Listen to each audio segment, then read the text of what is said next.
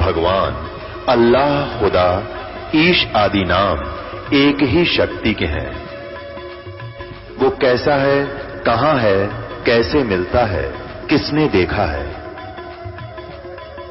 ये प्रश्नवाचक चिन्ह पूर्ण रूप से हटाने के लिए अवश्य सुनिए जगत गुरु तत्वदर्शी संत रामपाल जी महाराज के अमृत वचन, सर्व पवित्र धर्मों के पवित्र शास्त्रों के आधार पर। इन्होंने ये अनुवाद किया 18वें श्लोक का। वो तीसरे, ये तो हमने पढ़ दिया, वो तीसरे धाम में विराजमान है। ज्ञान योगी नहीं है, वो विराजमान है, वो परमात्मा है। यहां देखो, ऋषि मना, सर्व ज्ञान के साधन रूप मन वाला ऋषि मना, ऋषि जैसे स्वभाव वाले, वह परमात्मा ये सहस्र नीथ है, अनंत प्रकार के सत्वनीय है। सहस्र नीथ माने हजारों प्रकार की वाणी बोलता है वो परमात्मा। और स्वर्स माने स्वर्स, यानी बहुत सुखदायी होती है उसके अनुयायियों के लिए, यानी उनको उनकी वाणी बहुत अच्छी लगती है। फिर 19 में क्या कहा है, ऋग्वेद मंडल नंबर 9 सुख 96 के मंत्र 19 में ये खुद कहते हैं तुरियम धाम। एक चौथा, तुरियम माने चौथा, ये तो तृतीयम, ये तृतीय है, तृतीयम ये है तुरियम। तुरियम माने चौथा होता है संस्कृत में, तुरियम माने चौथा, और धाम माने धाम। तो वो परमात्मा तुरियम धाम महिष विभक्ति, उसको वो स्वयं ही आकर बताता है चौथा धाम और है अकय लोक, जिसको कहते हैं हम। पहला लोक हमारे संत भाषा में सतलोक, दूसरा अलख लोक, फिर तीसरा अगम लोक, चौथा है वो तुरियम धाम अकय लोक, जहां से परमात्मा ने सबकी रचना की है, नीचे के लोक भी बनाए हैं। विभक्ति माने वर्णन करता है। इन्होंने लिखा तुरियम माने चौथा, धाम माने परम पद परमात्मा है। उस महापुरुष उक्त तुरीय परमात्मा का, तुरीय माने चौथा, तुरीयम माने चौथा, चौथे परमात्मा का वर्णन करता। कौन महापुरुष? वो स्वयं परमात्मा आता है, वही परमेश्वर अपने उस संत रूप में, महात्मा रूप में प्रकट अपनी ही महिमा आप ही बताता है। अब देखो 20 में कमाल कर दिया, साकार भगवान सिद्ध कर दिया।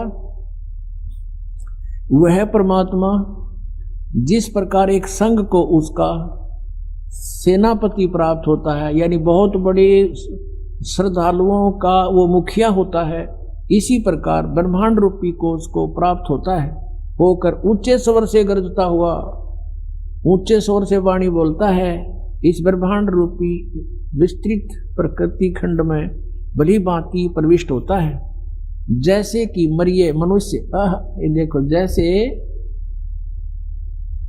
मनुष्य सुभर शरीर को धारण करता हुआ अत्यंत गतिशील पदार्थ के समान प्राप्ति के लिए गतिशील होता हुआ। अब देख लिया ना, क्यों परमात्मा जैसे मनुष्य जैसा है, और जैसे मनुष्य सुभर शरीर, सुंदर शरीर धारण कर लेता है, यानी जैसे कपड़े डाल लिए मनुष्य ने, ऐसे ही परमात्मा मनुष्य की तरह एक सुंदर शरीर, सुभर माने सुंदर शरीर धारण करके प्रकट होता है यहाँ तक। अपनात्मा जब वो परमात्मा यहाँ आता है, वो करता क्या है? कवियों जैसा आचरण करता है। यह आपने ऋग्वेद मंडल नंबर 9 सुख 94 के मंत्र 1 में पढ़ लिया कि वो परमात्मा कवियों जैसा आचरण करता है। लेकिन वो परमात्मा होता है तो कबीर इज गॉड, वो कबीर परमात्मा है जिसने ये लीला की। अब परमेश्वर ने कहा था, वेद मेरा भेद है, मैं मिलूं वेदन से नाही, और जौन वेद से मैं मिलूं उसको वेद जानते नहीं। चारों वेद मेरी ही महिमा का गुणगान कर रहे हैं, और इन वेदों में वर्णित विधि से मेरी प्राप्ति नहीं हो सकती। और जिस वेद से, जौन वेद से, यानी सूक्ष्म वेद से जो परमेश्वर ने स्वयं आकर अपनी वाणी में बोला, कहते उस वेद से मैं मिलूं, ये वेद जानते नहीं। अपनात्मा संक्षिप्त में सृष्टि रचना सुनाता है ये दास आपको, जो परमेश्वर ने ही आकर बताई है।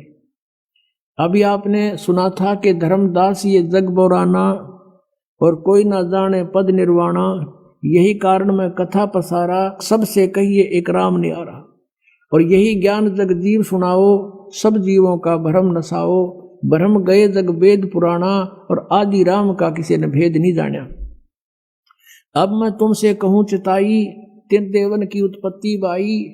ज्ञानी सुने सो हृदय लगाई, और मूर्ख सुने तो समझ में नहीं आई, गम नहीं पाई। माँ अष्टंगी पिता निरंजन, ये जमदार उन वंशन अंजन। पहले की निरंजन राई, पीछे से माया उपजाई। माया रूप देखती शोभा, देव निरंजन तन मन लोभा। धर्मराय की ने भोग विलासा, माया को रही तबासा। यानी ये प्रेग्नेंट होगी दुर्गा।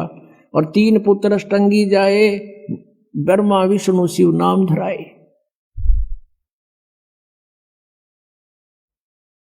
और तीन देव विस्तार चलावे, इनमें यू जग धोखा खावे।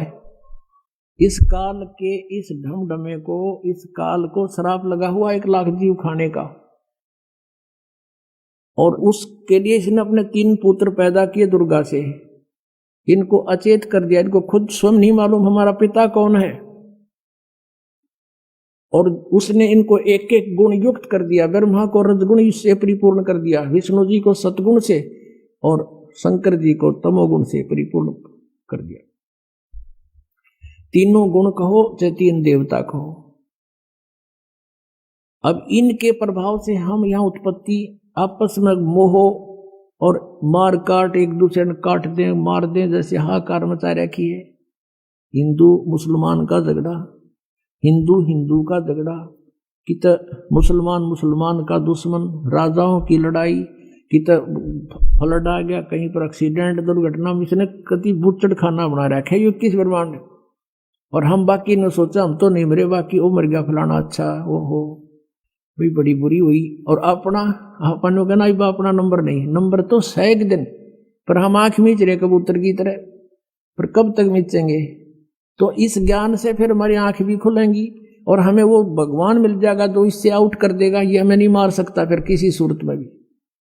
अगर यहां भी तुम जीना चाहते हो सुख से, तो इस मल की शरण में रहना पड़ेगा, ताकि वो कसाई खावे को ना अपना। तो वो परमात्मा कबीर देव है, कबीर साहब है, यहाँ हाहाकार मचा रहा है। किसका उद्देश्य ये कि इनको सबको यहाँ दुर्गति करूं, इन ये भगवान की भक्ति ना कर सके, ऐसी स्थिति का शरीर दे दिया हमारे को। इसमें कभी बीपी हाई हो रहा, कभी लो हो गया, कभी जाड़ बढ़वानी, कभी आंख बढ़वानी, कभी कुछ हो रहा है, कभी कुछ एलर्जी होगी, फलाना हो गया। सारे ब्रान माटी इस जीव की है, और इस पेट के लिए सारा दिन लगे रहो। परमात्मा की तरफ जाना ना जाओ, और यदि कोशिश करें परमात्मा की तरफ तो उल्टा ज्ञान ग्रहण करा दिया सबसे। अब डोए जाओ डले रहना काल के जाल में। तो उस परमेश्वर ने दया करी हमारे ऊपर के मेरे बच्चे दुखी हो गए।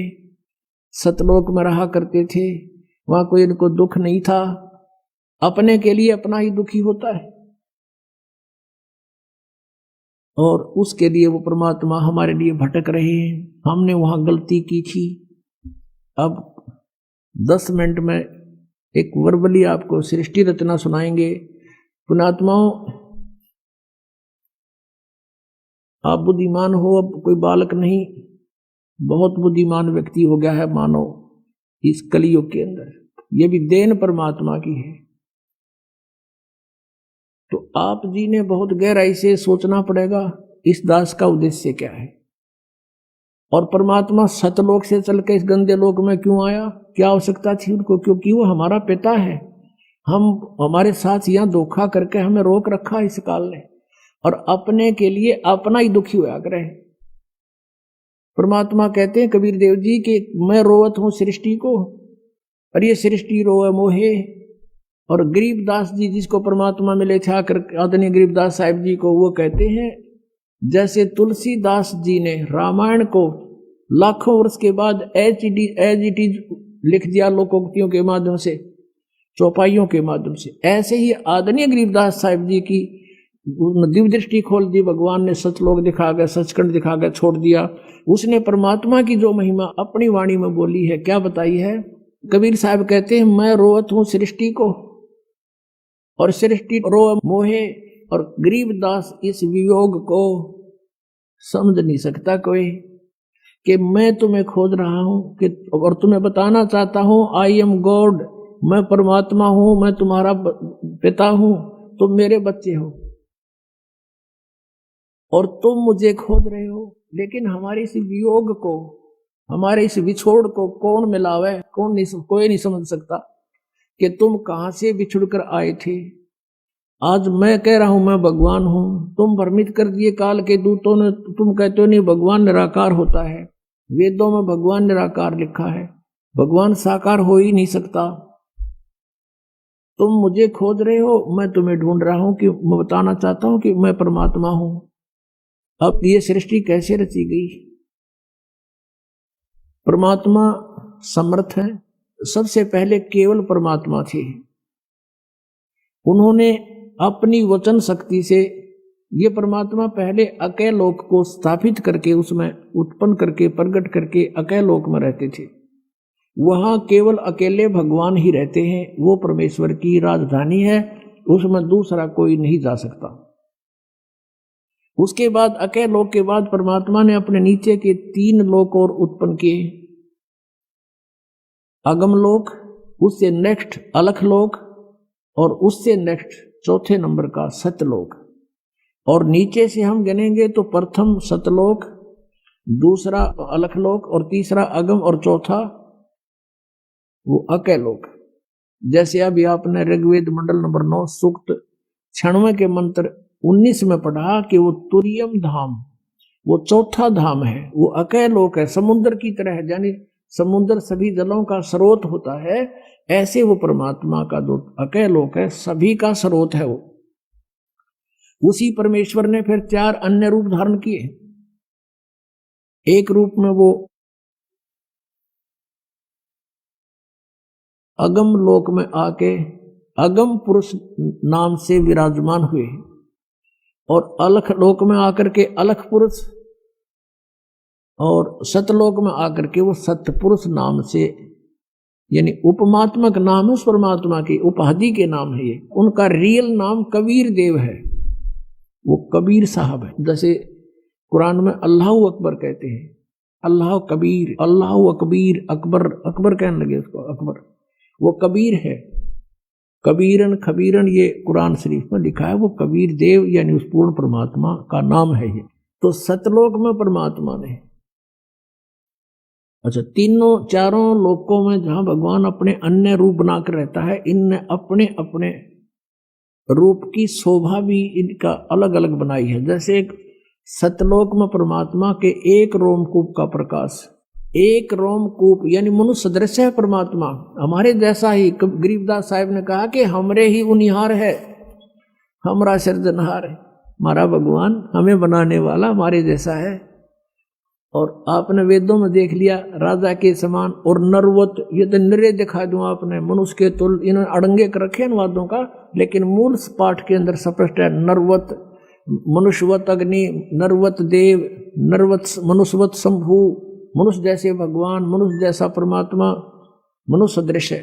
और पवित्र बाइबल में लिखा है सृष्टि ग्रंथ में प्रथम अध्याय के 26वीं आयत में श्लोक में, उसमें लिखा है कि परमात्मा ने कहा अब मनुष्य को उत्पन्न करूंगा और मनुष्य को अपने रूप में बनाऊंगा। परमात्मा ने मनुष्य को अपने स्वरूप के अनुसार उत्पन्न किया। तो भगवान निराकार कैसे हुआ? तो मनुष्य दृश्य है।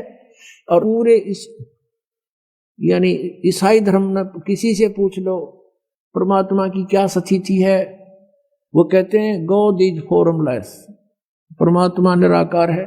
अरे पवित्र बाइबल कह रहा है मनुष्य दृश्य है, ये निराकार का ढिंढोरा पीट रहे। तो ऐसे ही कोई भी पवित्र धर्म का जो अनुयायी है अपने पवित्र सदग्रंथों से भी वो परिचित नहीं है। जैसे हिंदू और मुसलमानों का झगड़ा किस बात पर था? मुसलमानों ने ये मान लिया कि हम जो साधना कर रहे हैं वो एक देव की कर रहे हैं, एक प्रभु की, एक अल्लाह की। और हिंदू लोग ये बेचारे दुखी हो रहे हैं, ये अन्य देवताओं की पूजा करते हैं, ये नहीं करनी चाहिए, इनका जीवन नष्ट हो रहा। इसलिए उन्होंने सोचा कि हम सही मार्ग पर लगे हुए हैं और हम उस सब पूर्ण परमात्मा की भक्ति कर रहे हैं जिससे मोक्ष संभव है। तो इनको भी कोशिश करें, जबरदस्ती भी अगर इस मार्ग पर लगा दें इनका कल्याण हो जाएगा। इसलिए वो जबरदस्ती मुसलमान बनाने लगे उन्होंने ये सोच रखा था कि हम पूर्ण परमात्मा की भक्ति कर रहे हैं। अब उनका भी भ्रम था ये। जैसे कुरान शरीफ सूरत फुरकानी 25 नंबर है उनकी, उसमें आयत नंबर 52 से लेकर 59 तक, 52 से लेकर 59 तक स्पष्ट किया है कि कुरान शरीफ का ज्ञानदाता, जैसे गीता का ज्ञानदाता ये ब्रह्म है, और वही ब्रह्म कुरान शरीफ का ज्ञान दे रहा है। और अपने जैसे गीता का ज्ञान अर्जुन को दिया जा रहा है, तो वहां हजरत मोहम्मद को दिया जा रहा है। तो वो कुरान शरीफ का ज्ञानदाता कहता है कि ए पैगंबर, मैं तुझे इस कुरान शरीफ की जो दलील दे रहा हूं, इस पर विश्वास रखना, वो अल्लाह कबीर है। और ये काफिर उसको नहीं मानेंगे, तू इनकी बात में मत आना, इनके साथ संघर्ष करना, झगड़ा नहीं करना। ये कहेंगे कबीर गॉड नहीं है, और तू मेरी बात पर विश्वास रखना, वो कबीर नाम का परमात्मा है। और ये परमात्मा वही है जिसने सब दरियाओं को बनाया, सब पृथ्वी को बनाया, 6 दिन में सृष्टि रची, 7वां दिन तख्त पर जा बैठा। और उस परमात्मा की खबर किसी बाखबर से पूछ देखो। अपने आत्माओं, मुसलमान धर्म के अनुयायी क्या मानते हैं कि कुरान शरीफ का ज्ञान स्वयं हमारे अल्लाह ने दिया है। किसको? हजरत मोहम्मद को दिया है। उसके देने के तरीके चाहे भले ही कुछ भी रहे हो, चाहे वो स्वयं आकाशवाणी से दिया हो, चाहे उसके अंदर वह प्रवेश कर दी हो, या किसी फरिश्ते ने दिया हो, वो केवल संदेश वाहक था फरिश्ता, ज्ञान दिया उस भगवान ने। तो वो अल्लाह कह रहा है, जिसको मुसलमान धर्म अपना अल्लाह मानते हैं, कि तू जो मैं ज्ञान दे रहा हूं ये सत्य है। और ये वो परमात्मा है कबीर जिसने 6 दिन में सृष्टि रची, 7वें दिन तख्त पर जा बैठा। और इसकी खबर किसी बाखबर से पूछो। यानी कुरान शरीफ का ज्ञानदाता भी अल्पज्ञ है, वो भी नहीं जानता उस अल्लाह अकबर यानी कबीर परमात्मा के बारे में, जिसने 6 दिन में सृष्टि रची, 7वें दिन तख्त पर जा बैठा। उसकी जानकारी तो तत्वदर्शी संत बताओगे, बाखबर, उनसे पूछो। तो इससे सिद्ध हो गया कि ये भी इनकम्प्लीट गॉड की साधना कर रहे थे, अधूरे परमात्मा की। तो और ये इसी आधार से कहा करते थे कि तुम काफिर हो, तुम भगवान को ना पूछकर सब देवताओं की पूजा करते हो। आज उनकी सतीथि भी वहीं पर खड़े, ये काल की पूजा कर रहे थे। अब आपको थोड़ा कुरान शरीफ दिखाना पड़ेगा, क्योंकि ये ऐसा जटिल बना दिया इस काल ने। हम भिन्न भिन्न बना दिए, हिंदू अलग बना दिए, मुसलमान न्यारे, सिख अलग से, ईसाई अलग से, ताकि ये लड़ते रहें आपस में। सच्चाई सामने आएगी तो ये फिर झगड़ा करेंगे, ऐसा नहीं है, झूठ बोलता, लेकिन ये वो गुंजाइश नहीं रहेगी। ये इंटरनेट और ये सब वेबसाइट और ये प्रोजेक्टर, ये मोबाइल, ये सब साधना पर, ये सब जो आज तकनीक दी है, ये गॉड कबीर ने दी है। यहाँ का तो भगवान भी ना बना सकता है इन ऐसे कंप्यूटरों को। आज से लाखों वर्ष इतिहास देख लो पिछला। महाभारत का आप कथा सुनते हो, एक रेडू में 6 खेतर जोड़ गए और घिस्से अंडा करते। क्या वो आदमी नहीं थे, वो नहीं बना सके थे इसको, जब आवश्यकता नहीं थी। यानी एक बैलगाड़ी जिसको आज 2 बैल खींच सकते हैं, उस समय 6 टट्टू जोड़ा करते उसमें, ये खच्चर घोड़े, और उसको बड़ा वाहन मानते थे, क्योंकि वो कितना होगा, जंगलों में घसीट के ले जाना पड़ता था, सड़क भी ना बनाया करते ये। तो कहने का भाव ये है कि ये टेक्निक भगवान ने दी है, इसलिए दी है कि अब ये बच्चे मुझे पहचान लेंगे। आज कुछ ऐसे आधुनिक इंस्ट्रूमेंट बना दिए भगवान ने, जिससे भगवान की लीला को समझने में आसानी हो रही है। एक छोटी सी चिप है इतनी की, और उसके अंदर कितना मैटर आ जाता है, गिनती नहीं होती है। इसलिए परमात्मा को समझना बहुत आसान है। जैसे हम एक यहां पर बैठा हुआ व्यक्ति फैक्स कर देता है और कहीं निकाल लो, उस मैटर ने एज इट इज, कोई तार नहीं बीच में। तो ऐसे ही परमात्मा ने हम सब कर्मों का हमारे अंतःकरण के अंदर, हमारे शरीर में एक ऐसा इंस्ट्रूमेंट लगा रखा है, जिसमें वो असंख्य जन्मों के आपके संस्कार डिपॉजिट है कोड वर्डों में, और एक कॉपी भगवान के पास है। और उसने, परमात्मा ने कोई जरूरत नहीं आपके पीछे पीछे घूमने की, इंस्ट्रूमेंट लगा दिए, जो करोगे उसमें लिखा पाओगा, और वहां देख लेगा, काजा ऑन कर देगा, आपकी चल पड़ेगी सीडी। आपसे पूछने की आवश्यकता नहीं, भगवान ने या तो 6 गवाह चाहिए एक दोषी को करार करने के लिए, वह आवश्यकता नहीं है। कितना दयालु है भगवान आपके ऊपर, वो कितने रजा है आपके ऊपर, वो परमात्मा कबीर देव की। आप अन्य संतों के सत्संगों में जाते थे, ये इधर जय गुरुदेव एक पंथ चल रहा है मथुरा में, वो भी राधा स्वामी की ब्रांच समझ लो, 5 नामों पर गाटा जोड़ रखे है। वहां से आए हुए भगत बताते हैं कि वहां कह तो ज्ञान नहीं था, और हम उनको परम संत मान के श्रद्धालु वहां बैठे रहते थे। और जहां हम वो सत्संग करते थे, अपने आप एक टेंट लगाए जाते थे, आप पे बनाओ और आप पे खाओ, कितना पढ़ो कितना सो, नहाओ धो, ना की तो व्यवस्था है कुछ नहीं, उनकी तरफ से व्यवस्था होती थी। अब जाते हैं दूसरे पंथों के पास, संतों के पास, कहते हैं अपना सारा सामान साथ ले जाओ गुदड़ा, और वहां एक प्राण का पूड़ा दे दिया करें, 20 रुपये ले जमा करा दो, ये प्राण बिछाओ और अपने कम्बल बिछाओ और सो जाओ। और ज्ञान क्या, 1 घंटे 45-50 मिनट एंड बेंड बोल के वो नकली गुरु अपना जा बैठे, श्रद्धालुओं को मौज मचा दी, बड़ा अच्छा ज्ञान करा। ज्ञान का उन्हें कह भी ना पता, ज्ञान तो ये है दास का गला सूख लेता है, इस ज्ञान का अंत नहीं आता। और आप पर कितनी मेहर कर रखी, नीचे बैठ बिछा रखा भगवान ने, इस दासों की ड्यूटी लगा रखी अपने बच्चों के लिए, तुम कितनी पुण्यात्मा हो। और दे कर काची रजाई और छका के देसी घी का माल बैठा दिए, सुनो मेरी महिमा, ये हो दयालु परमात्मा। हम खोज रहे थे, हमें ढूंढा नहीं मिल रहा था, ये यहाँ भी इतना सुख देगा तो वहां तो पता नहीं क्या कर देगा। जब दूसरे के लोक में इतना सुख दे रहा परमात्मा ने, दूध की नदी बहा रखी, देसी घी की बहा दी, या कोई भी दूसरी वस्तु प्रयोग नहीं होती, सब देसी घी का सब व्यवस्था बनती है। तो ये सतलोक से आता पुण्यात्मा, यहाँ का नहीं है।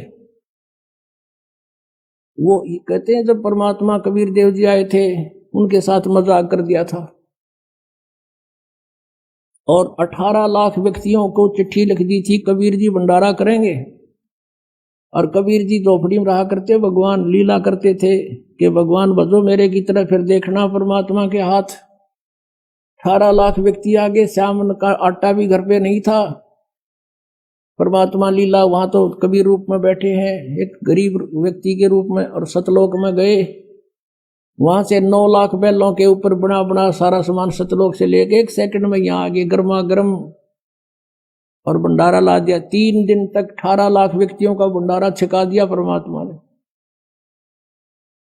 और चिट्ठी में लिखा था कि कबीर एक असरफी देगा सोने की, एक दोहर देगा कंबल, वो भी साथ दिए थे। यानी उनका मुंह मोड़ने के लिए जो भगवान कबीर जी को नीचा दिखाना चाहते थे। तो पुण्यात्माओं, तब कबीर जी ने कहा था, ये खाकी खंजूसपुर अनका नहीं सुमार। और दूसरा रूप केशव नाम धर के आगे थे, कि व्यापारी का रूप बना के, गरीब दास केशव के अनका नहीं सुमार। परमात्मा ने कहा ये तो खाकी खंजूस, ये तो कति कंजूस खोखापुर है, ये खाली इसमें ना कुछ भी, हम तो सतलोक से लेकर आए सारा सामान यहाँ पर। तो पुण्यात्मा आज वही है यहाँ पर। तो ये आज जो की जो व्यवस्था परमात्मा ने कर रखी, अपने पुण्यात्माओं को सुख दे रहे हैं, इनकी बुराई छुटवा रहे हैं, इनके आने वाली आपदाओं को समाप्त कर रहे हैं, और इनको धनी बना रहे हैं। फिर प्रेरणा करते हैं कि बच्चों दान करो, धर्म तो 10 का नहीं 10 के तीनों लोग, खैर आए तुम्हें खैर है, कीजिए आत्म पोख। तो फिर आपको पहले तो देते हैं, फिर कहते करे करावे साइया मन में लहर उठा, दादू सिर दर्जीव के आप बगल हो जा। एक व्यक्ति सब जगह दुखी हो लिया, और डॉक्टरों ने बोल दिया ऑपरेशन होगा और 1 लाख रुपए लगेंगे। यह मालिक ने वैसे अपने जिसकी सच्ची श्रद्धा, सच्ची लगन, पूर्ण विश्वास हो जाता, उसको तुरंत आराम दे देते हैं।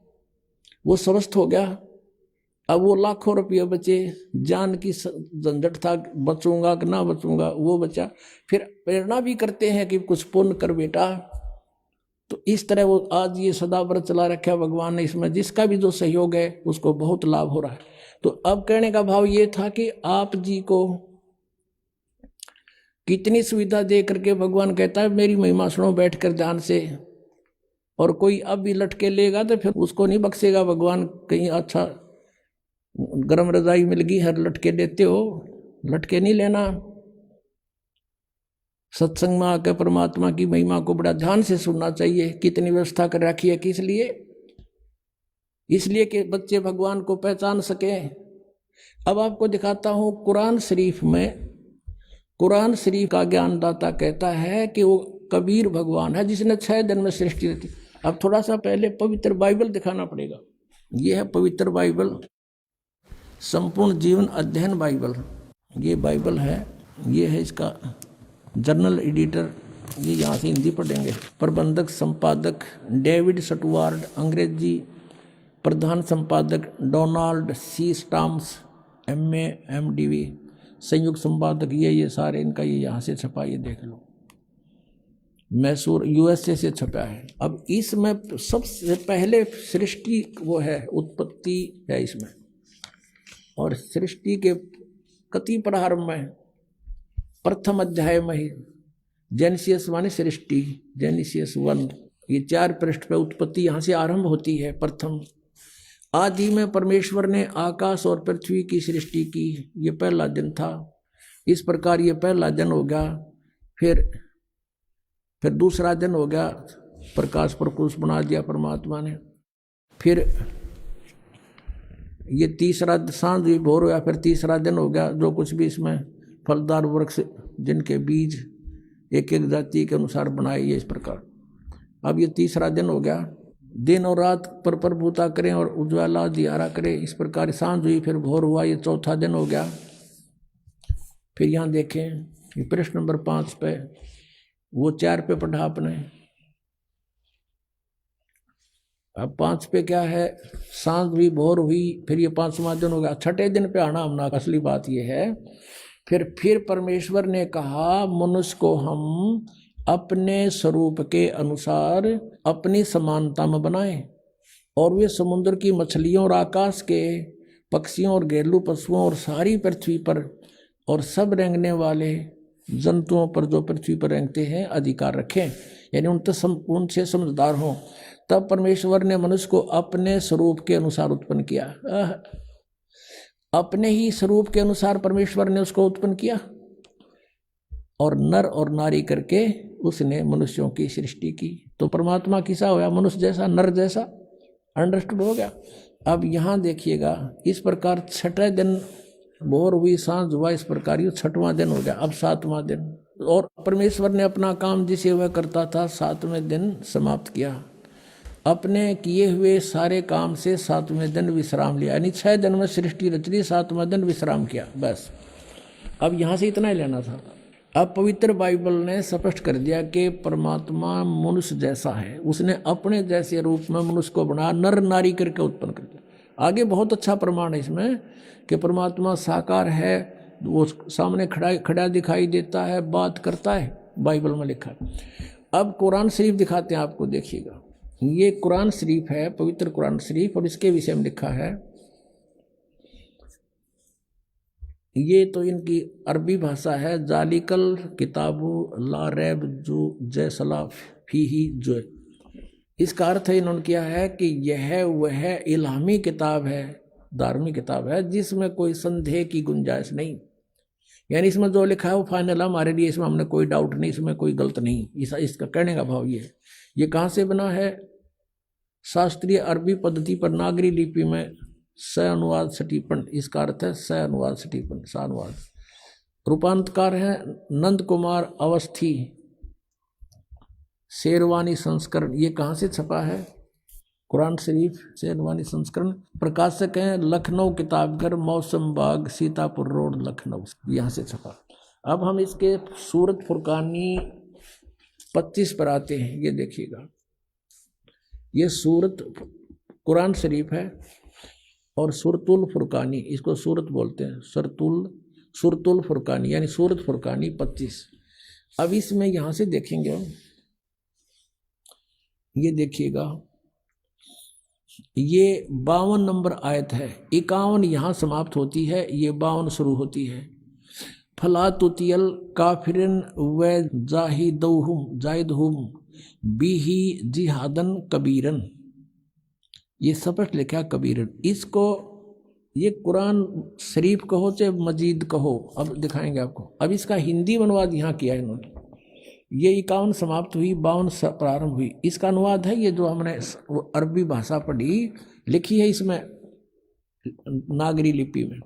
अब इस 52 का यहाँ अनुवाद किया है। तो ए पैगंबर हजरत मोहम्मद को कुरान शरीफ का ज्ञानदाता बोल रहा है, तुम काफिरों का कहा न मानना, जो परमात्मा की पूजा ना करते, न देवताओं की पूजा करते, उनको काफिर बोलते हैं, मानना।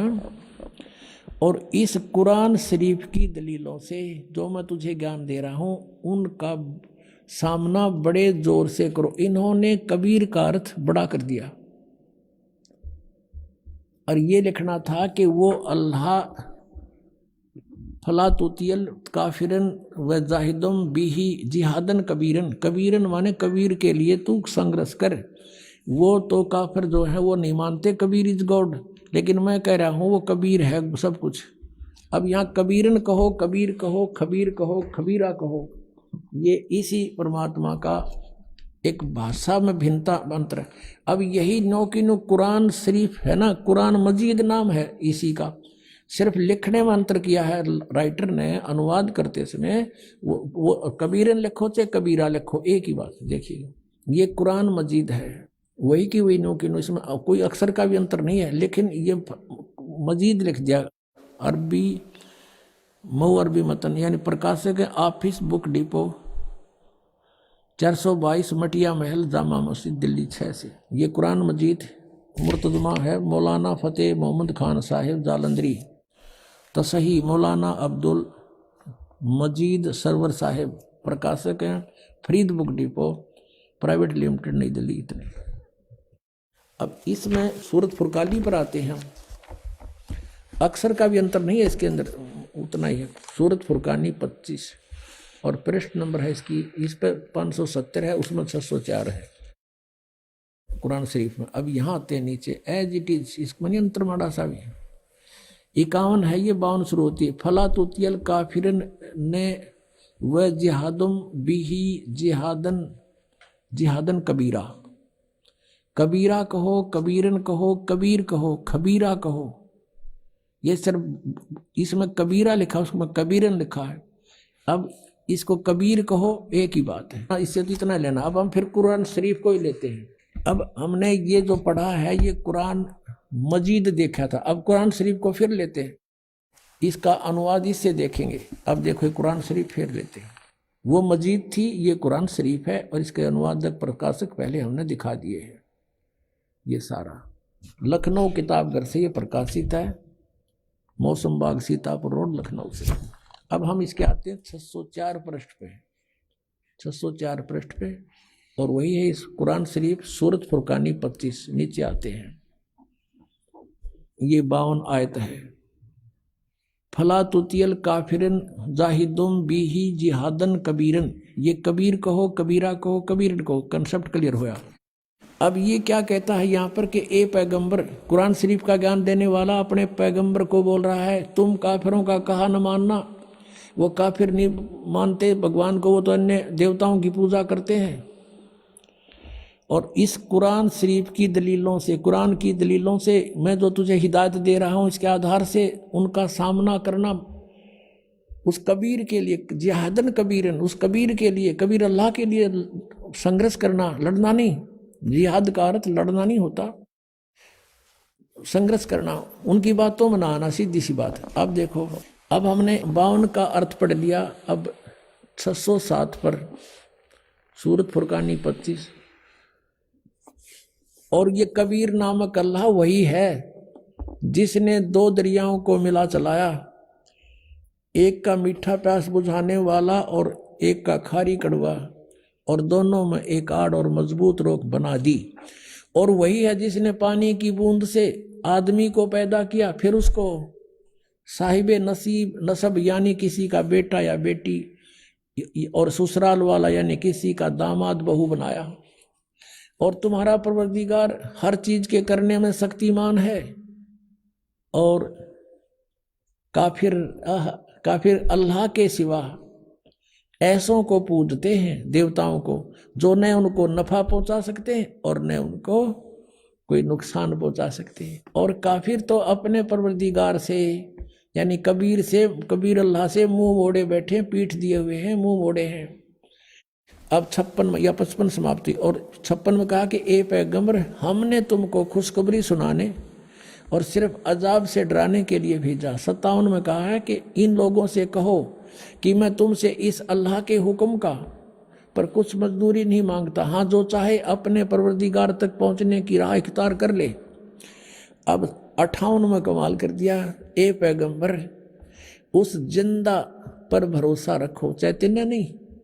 कबीर परमात्मा जैसे अच्छी आत्माओं को मिलते हैं, वेदों में आपने पढ़ा, ऐसे आदरणीय धर्मदास जी को, आदरणीय गरीबदास साहिब जी को, आदरणीय नानक साहिब जी को, ऐसे ही आदरणीय मोहम्मद साहिब जी को मिले थे इस जिंदा महात्मा के रूप में।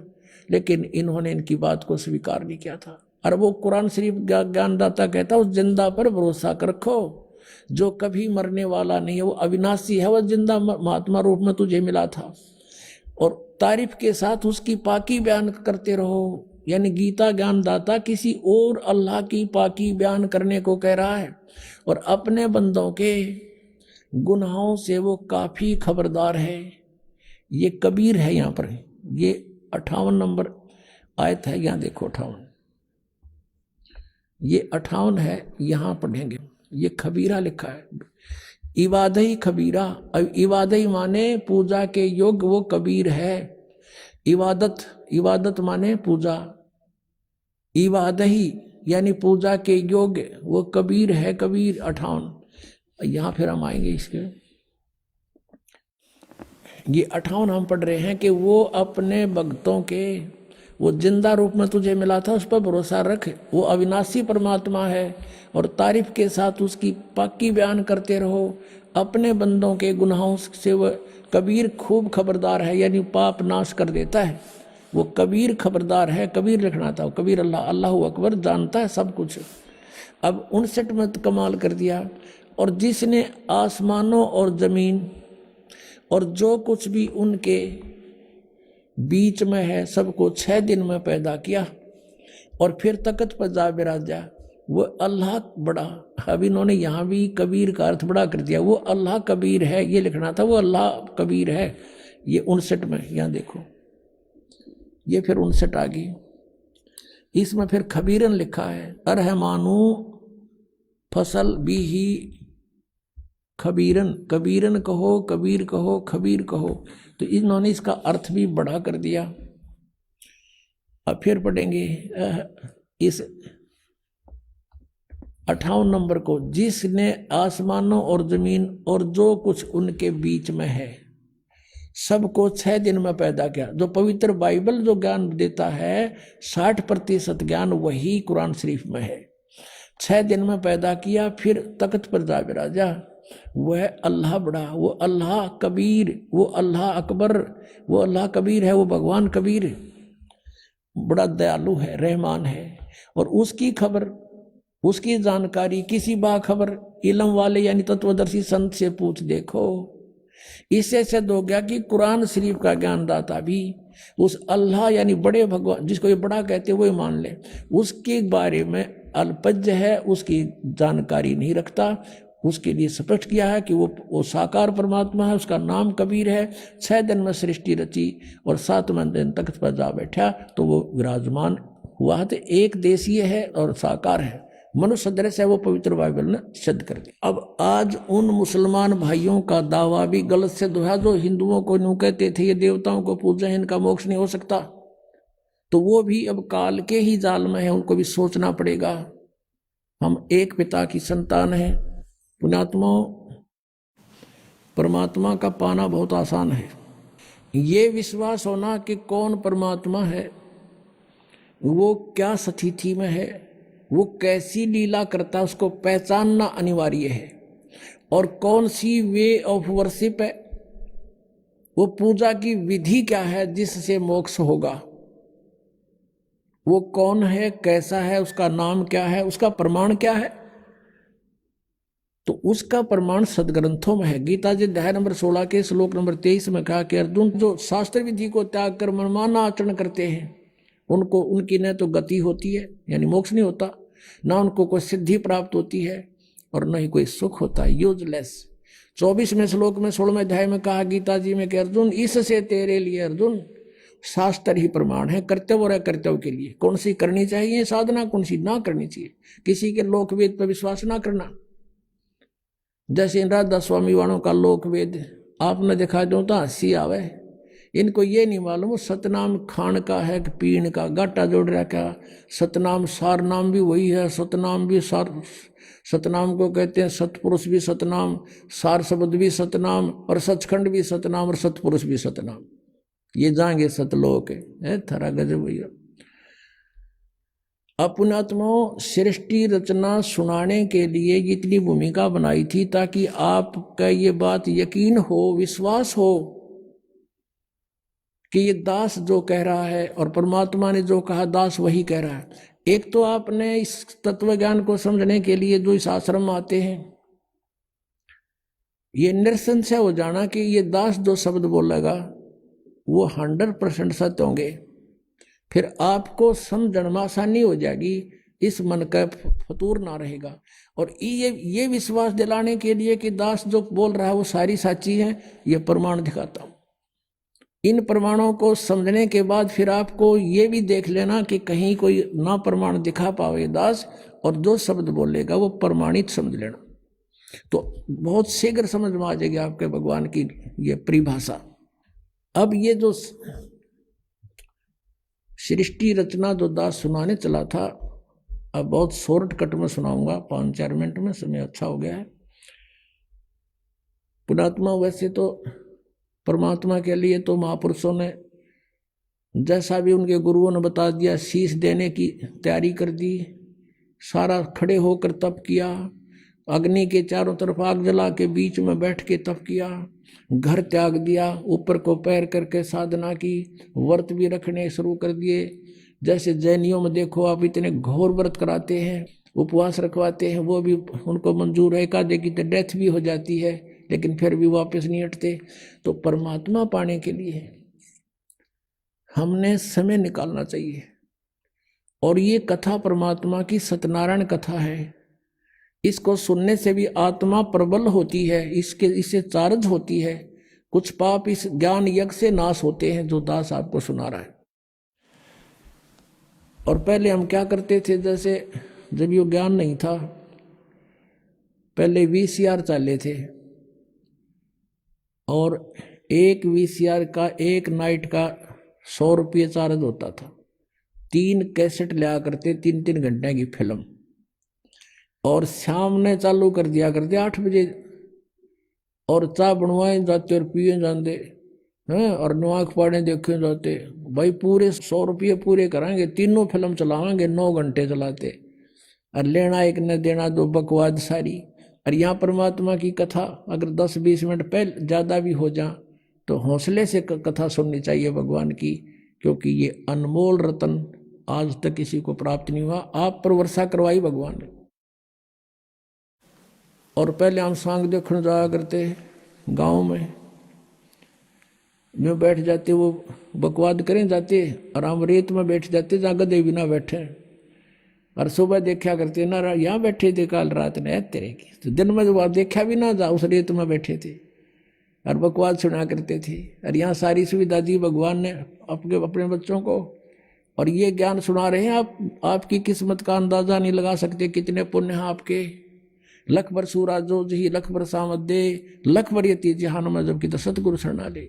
बहुत पुण्यकर्मी युगों युगों के तुम रहे हो। आज आपको यहाँ कोई भी कारण बना के से दुखी करके से सुखी करके लाए हैं भगवान। आप रहम किया उसने, आपके लिए जो दुख तुम्हें यहाँ लेकर आया वो दुख भी आपके लिए वरदान होगा कि इसके कारण आपको भगवान मिल गया। और दुख तो इसके दरबार में रहना ही को नहीं। जब विश्वास आपके दृढ़ हो गया था तो सतलोक के अंदर परमात्मा ने एक शब्द में 16 द्वीप उत्पन्न किए, फिर 16 वचनों से एक एक पुत्र की उत्पत्ति की। उसके बाद परमात्मा ने उन 16 पुत्रों में से जिसका नाम अचिंत था उससे कहा कि अचिंत अब तू सृष्टि रच। उसको आदेश दिया ये दिखाने के लिए कि बालकों का काम नहीं सृष्टि रचना, समर्थ बिन कोई काम सफल नहीं होता। अचिंत ने क्या किया, अपनी वचन शक्ति से एक पुरुष उत्पन्न किया जिसको अक्षर पुरुष बोलते हैं। गीता जी अध्याय नंबर 15 के श्लोक 16 में 2 पुरुष कहे, सर पुरुष और अक्षर पुरुष। अब सर पुरुष और अक्षर पुरुष की उत्पत्ति बताई जा रही है कैसे हुई। अक्षर पुरुष की उत्पत्ति अचिंत ने अपने वचन से की, परमेश्वर के आदेश से। परमात्मा ने उसको इतनी शब्द शक्ति दे दी थी। अक्षर पुरुष जब उत्पन्न हो गया वो अपनी मनमर्जी से चल पड़ा। अचिंत ने कहा था मेरा सहयोग दे सृष्टि में, उसकी नहीं मानी। जा करके एक मान सरोवर है ऊपर अमृत जल से भरा हुआ, उसमें जाके छलांग लगाई नहाने के लिए और उसमें आनंद आया, सो गया। वहां श्वासों से शरीर नहीं है। अब वो सो गया था, अचिंत बैठा बैठा देखे। तब परमात्मा ने कहा कि बेटा समर्थ के बिना ये काम नहीं हो सकता और अब तू बैठ जा आसानी से। अब वहां गए परमात्मा ने, उस सत्य पुरुष ने, कबीर देव ने क्या किया, सरोवर से उसी जल से एक सरोवर से जल लिया, अपनी शक्ति से उसको एक अंडा बना दिया जैसे जादूगर बनाता है। उसको अंडे में एक आत्मा प्रवेश कर दी अपने वचन से। वो अंडा बहुत बड़ा था साइज में। वो गड़गड़ गड़गड़ करता हुआ नीचे को चला। उसकी अक्षर पुरुष की निंद्रा भंग होगी। अब कोई अधूरी निंद्रा में कोई जगा दे तो उसको बड़ा दुख सा होता है। इस दुख महसूस किया उसने, कोप किया और अंडे को कोप से देखा, क्रोध से। उस क्रोध से वो अंडा फट गया। उसमें से ये सरपुरुष यानी ज्योत निरंजन काल निकला एक मनुष्य रूप में। इन दोनों से कहा कि अक्षर पुरुष तुम निंद्रा में थे, आकाशवाणी की परमात्मा ने बाहर से, और तुम बाहर आओ, तुझे जगाने के लिए सब लीला की गई है, तू बाहर आओ। दोनों जने वो दोनों बाहर आ गए और उनसे कहा कि तुम अचिंत के द्वीप में रहो, तीनों एक द्वीप में। वो तीनों दोनों वो चले गए, एक अचिंत हो गया। अब कुछ दिनों के बाद ये सरपुरुष ज्योति निरंजन कहो, सरपुरुष कहो और अक्षर पुरुष कहो, चाहे परब्रह्म कहो, ये दोनों अचिंत के लोक में रहने लगे। कुछ दिनों के बाद इस सरपुरुष यानी ज्योति निरंजन कहो, इसे काल कहो, काल आगे जाके ही बनेगा। तो इस सरपुरुष ने सोचा हम तीन तो एक द्वीप में और अन्य हमारे भाई एक एक द्वीप में। उसके बाद परमात्मा ने क्या किया, हम सबकी उत्पत्ति कर दी। जितने आज हम यहाँ कीड़ी कुंजर हाथी मनुष्य राजा देव देवता जो भी हैं सभी की उत्पत्ति करके और सतलोक में सबको अलग अलग स्थान द्वीप दे दिए थे कि तुम रहो ठाठ से। तो इसको ये चिंता होगी, दुख हुआ, ईर्षा हुई कि हम तो तीनों एक लोक में, सारे सब अब अपने अलग अलग स्वतंत्र रह रहे हैं। तो इसने तप करना शुरू किया। 70 युग जब तप किया, प्रभु ने पूछा तू क्या चाहता है। परमेश्वर ने पूछा तू क्या चाहता है।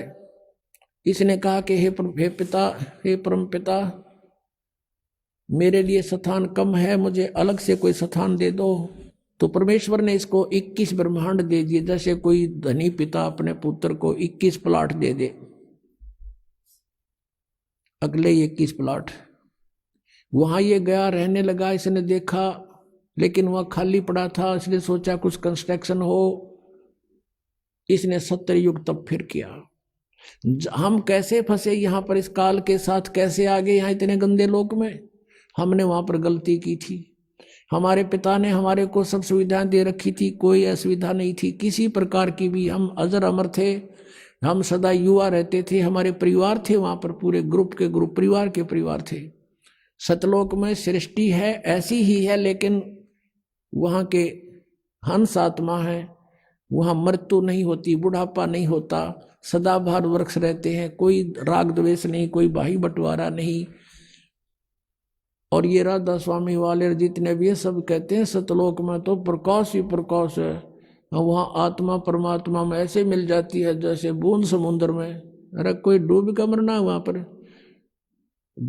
ढूंढ रहे हैं भगवान को, परमात्मा को तलाश कर रहे हैं, उसके दर्शन करेंगे, बैठेंगे, बतलावाएंगे, अपना दुख रोवाएंगे, हैं देख देख कर खुश होवाएंगे। इनको भगवान निराकार है, प्रकाश ही प्रकाश है और आत्मा उसमें ऐसे मिल जाती है जैसे बूंद समुद्र में। ये तो एक डूब का मरने वाली बात होगी।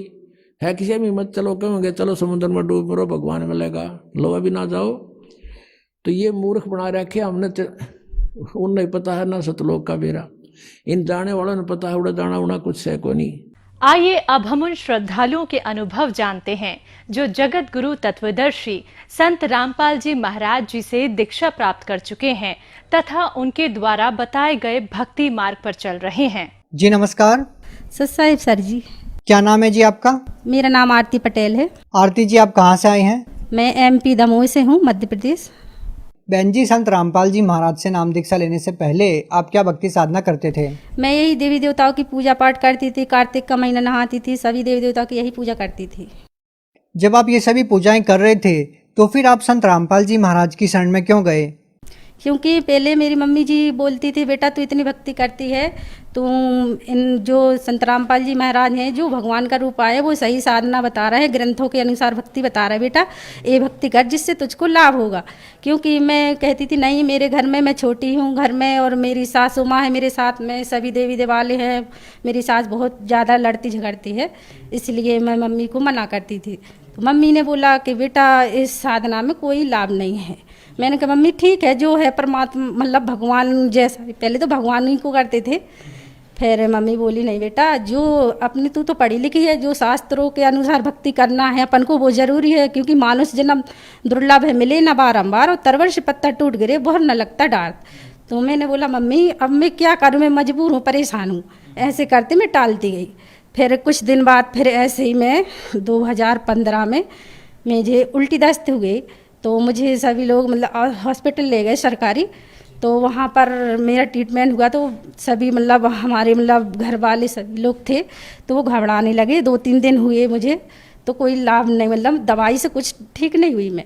फिर बोले कि डॉक्टर बोले कि इसकी रिपोर्टें तो सभी ने ला रही हैं, कुछ नहीं है, पता ही नहीं चल रहा क्या हो रहा है। फिर मेरी उल्टी दस्त तो ठीक से हो गई, पर मैं बिल्कुल लस्त पड़ गई थी, तो मैं किसी को मतलब पहचान नहीं पा रही थी और ज़ोर ज़ोर से मैं उठ के गिर रही थी ऐसे बहुत ज़्यादा। तो फिर उन लोगों ने कहा कि जहाँ भी ले जाना हो आप ले जा सकते हैं इसको। तो फिर मेरे भाई लोग सभी लोग बोले कि अपन इनको प्राइवेट में दिखाते। तो फिर मेरे भाई लोग हैं ना, मुझको मनीष पटेल के यहाँ ले गए।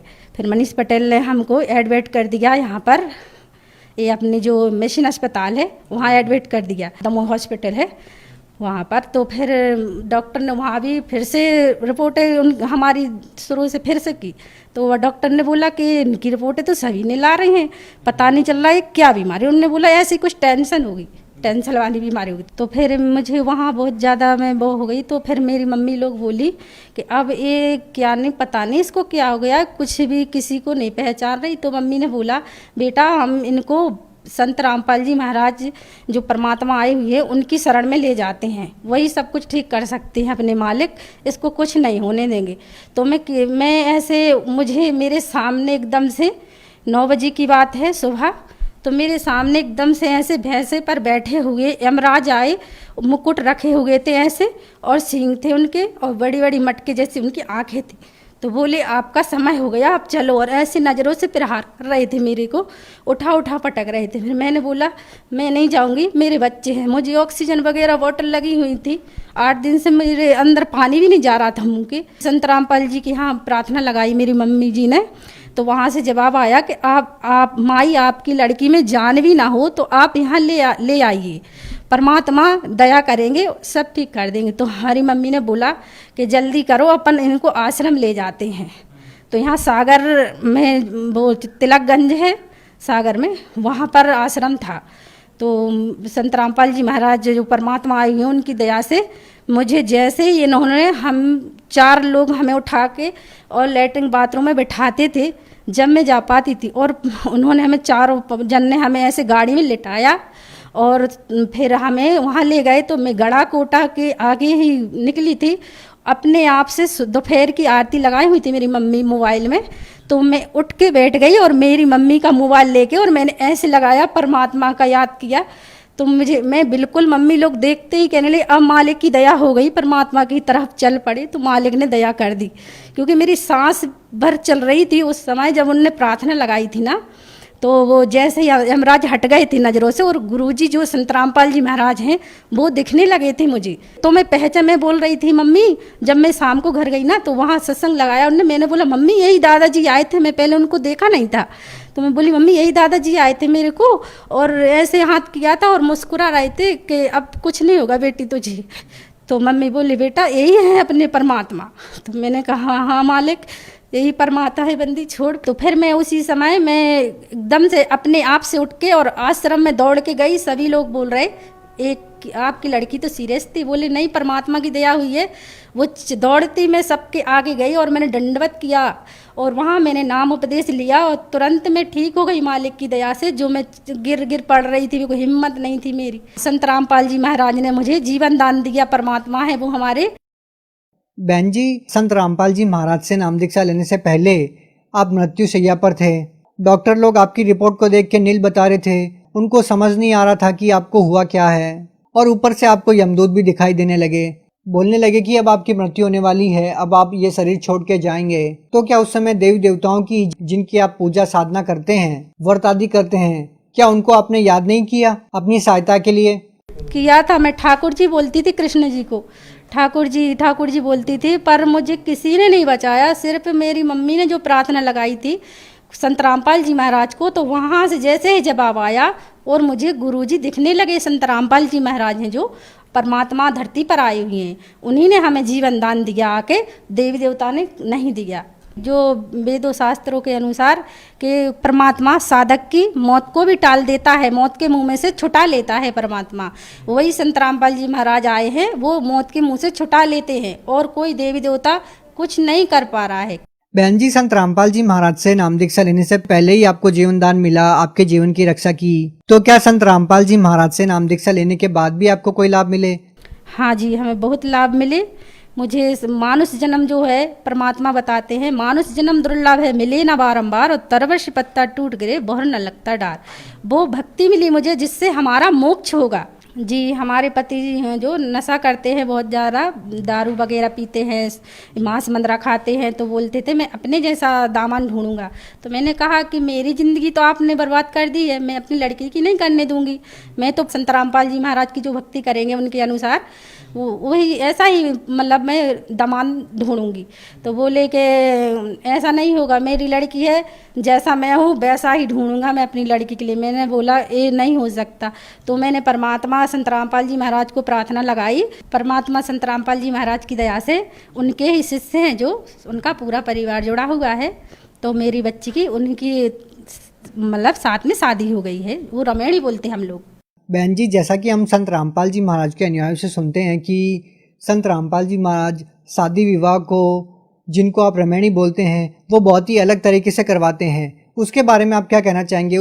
इसमें ऐसा होता है सर जी कि कोई दहेज नहीं लिया जाता है, कोई 1 रुपया नहीं लिया जाता है, ना आगे ना पीछे। ऐसा नहीं कोई बोले के पीछे को दे देंगे मतलब देते होंगे लोग, तो कभी नहीं। ये परमात्मा के नियम है हमारे, जो संत रामपाल जी महाराज हैं, जो ये नियम है उनके कि कोई दहेज 1 रुपया लेना ना देना। और दहेज मुक्त शादियां कर रहे हैं, ये भ्रष्टाचार मिटा रहे हैं, सभी को एक कर रहे हैं, जात पात कोई विवाद नहीं हो रहा है, सभी एक जैसे हो रहे हैं, सभी अपने भाई बहन हैं। बहन जी, जो श्रद्धालु आपकी तरह संत रामपाल जी महाराज से लाभ लेना चाहता है, तो वो उनसे नाम दीक्षा कैसे ले सकता है? जी, ऐसे ले सकते हैं कि अपने पास में जो कोई नामदान सेंटर है, अब तो हर गांव जिले में नामदान सेंटर हो गए हैं संत रामपाल जी महाराज परमात्मा के, तो सभी ले सकते हैं, वहीं पास जाकर अपने तो नाम दीक्षा ले सकते हैं। बहुत बहुत धन्यवाद जी सत साहिब।